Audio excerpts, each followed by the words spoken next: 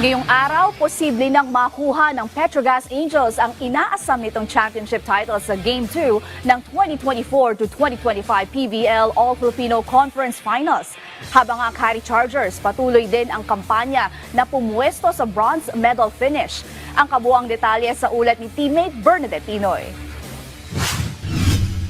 Muling magpapasiklaban ng mga top volleyball players sa 2024 to 2025 Premier Volleyball League All-Filipino Conference Finals. Maghaharap ngayong araw ang Akari Chargers at Chocumucho Flying Titans sa Game 2 ng Battle for Third Title. Punteriya ng Titans na makabawi matapos talunin ng Chargers sa Game 1, ngunit hindi naman magiging kumpiyansa ang Minowa team para mabulsa ang tansong medalyas sa liga.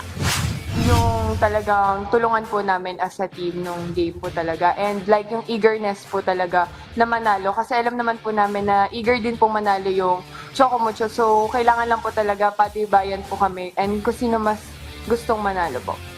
Parang kunin na namin yung laro na to and then yung for bronze kasi gusto rin naman namin manalo and parang pinaghirapan din naman namin yung game na to. We need to believe each other. We need to trust, like, as a coach, as a players, and then as a team. We just need to trust each other. Because sometimes, like, if you are not doing long, but feeling ko, if it's like losing again, like 2 losing, 3 losing, for sure the morale is getting down. Even our doing is like doing on the way, like on the right way, but we cannot feel it, anything.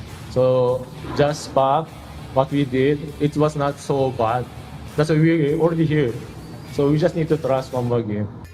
Magsisimula ang bakbakan ng dalawang koponan ngayong alas 4 ng hapon sa Araneta Coliseum. Samantala, sa second game, isang panalo na lang ang kailangan ng Petrogas Angels para mapasakamay ang kampyonato. Matatanda ang pinatob ng Angels ang Creamline Cool Smashers sa Game 1 noong Martes sa 5 sets, thriller game na nagtapos sa score na 3-2 pabor sa Angels. Aarangkada ang laban ng 6:30 p.m. sa parehong lokasyon.